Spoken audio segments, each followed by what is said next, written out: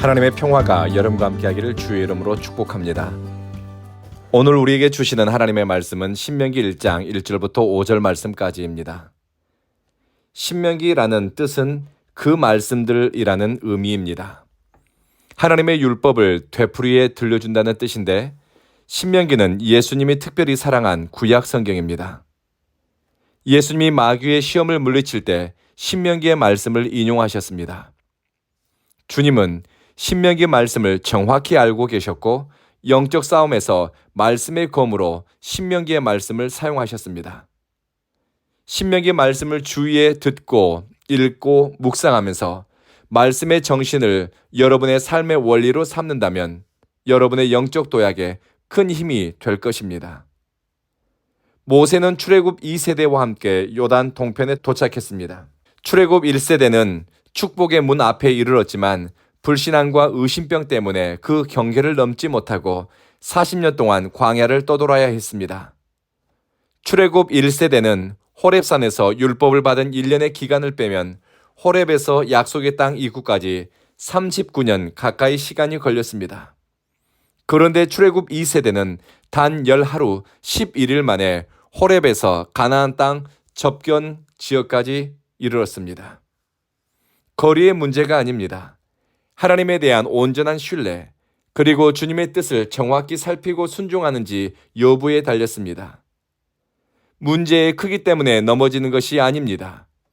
불신앙 때문에 넘어지고 내 마음에서 일어난 의심과 통제되지 않은 원망과 불평하는 마음 때문에 넘어지게 됩니다.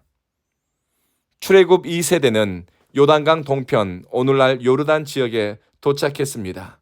이제 요단강을 넘으면 가나안 땅, 약속의 땅, 하나님이 조상들에게 주신 축복의 동산으로 향하는 길이 열립니다. 모세는 약속의 땅으로 향하는 경계를 넘기 전에 백성들을 하나님의 말씀으로 준비시키고 율법을 들려줌으로 신앙의 방향과 삶의 가치를 단속시킵니다. 이때까지 모세는 수차례의 전쟁을 치렀습니다. 아모리 왕 시온과 전쟁을 치렀고 바산 왕 옥과 싸웠습니다. 모든 전쟁에서 승리한 후 루벤, 갓, 므낫세 반 지파에게 땅을 나누어 주었습니다.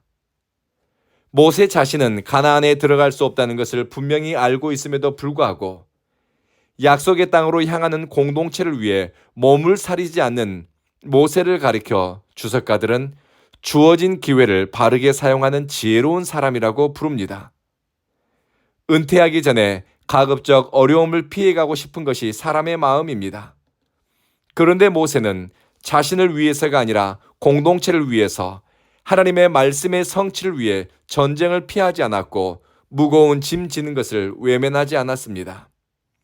편하고 안락하고 보장된 시간만이 축복이 아니라 주님을 위해 주님의 뜻이 이루어지는 길을 열기 위해서 죽는 순간까지 충성하고 헌신하는 것이 복입니다. 나이 들었어도 쓰임받을 수 있는 체력이 있는 것이 은혜요. 섬길 수 있는 건강과 정신이 또렷한 것도 복입니다. 제 선배 목사님은 200~300명쯤 되는 교회에 부임했다가 교회가 도시개발과 더불어 급성장을 하게 되었습니다. 교인들의 숫자가 2000명을 넘자 그 목사님은 자신의 한계를 느끼고 조기 은퇴를 결정하셨습니다. 그분께 앞으로의 계획, 은퇴 후의 계획을 여쭤보았습니다. 목사님은 요리 학원에 등록해 닭고기 요리를 배운 다음에 필리핀에 가서 슬럼가 지역의 아이들에게 간식 만들어주는 일을 하고 싶다고 하더군요. 주님을 위한 헌신의 시기는 힘이 있고 여력이 있는 어느 시점이 아닙니다. 주님의 은혜가 오고 주님의 부르심이 있는 한 계속해서 이어져야 합니다. 그리고 자손들에게 물려주고 싶고 사랑하는 사람에게 나누어주고 싶은 것이 어찌 물질만 있겠습니까? 나이 120세가 된 모세의 입에는 하나님의 말씀이 가득했습니다. 모세의 내면에는 불타고 있는 성령의 불, 말씀의 불이 있었습니다. 이 말씀, 하나님의 율법을 자녀들에게 전해주고 싶었습니다.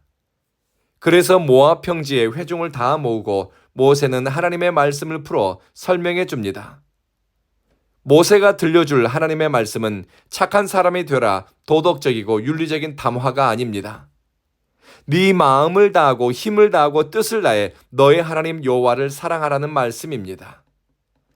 하나님을 전심으로 사랑하는 사람은 말씀의 정신으로 선택하고 말씀의 원리를 따라 살게 되니 좌로나 우로나 치우침이 없이 균형을 이루게 됩니다. 균형은 샬롬, 평화입니다. 사랑하는 사람이 하나님께 복을 받아 누리기를 원하는 마음으로 모세가 말씀을 들려줍니다. 이 말씀은 하나님께 복받기를 열망하는 통도에게 들려주는 말씀이고 하나님과 친밀하면서도 건강한 관계에 있기를 열망하는 모든 그리스도인들에게 주는 말씀입니다. 신명기의 말씀을 들으면서 우리의 믿음의 진보가 일어나며 성령의 임재에 붙들려 주어진 시간과 기회를 통해 하나님의 영광을 드러내기를 열망합시다. 그리고 누구를 만나든 특히 자녀들과 만나는 사람들에게 들려줄 하나님의 말씀이 여러분의 마음과 입술에 가득하기를 구하십시다. 기도하고 바라는 사람들에게 우리 하나님은 응답하십니다. 기도하겠습니다. 자비하신 주님, 하나님이 하신 일을 전하고 하나님에 대해 잘 증거할 수 있는 지혜와 명철을 주시고 우리 입술에 하나님의 말씀이 가득하게 하소서. 입을 열면 허탄한 말과 불신앙의 이야기보다는 신앙적 유익과 사랑의 깊이를 더할 말을 전하게 하소서. 하나님의 말씀을 들으면서 깨닫고 읽으면서 이해한 것들을 나눌 수 있게 하소서. 우리에게 주어진 시간과 기회들을 참 잘하였도다. 너는 착하고 충성된 종이구나. 주님께 인정받기까지 잘 사용할 수 있게 하소서. 헌신됨이 꾸준하게 하시며 기질과 감정, 분위기에 따라서 헌신의 한결같음과 순종의 깊이가 영향받지 않게 하소서.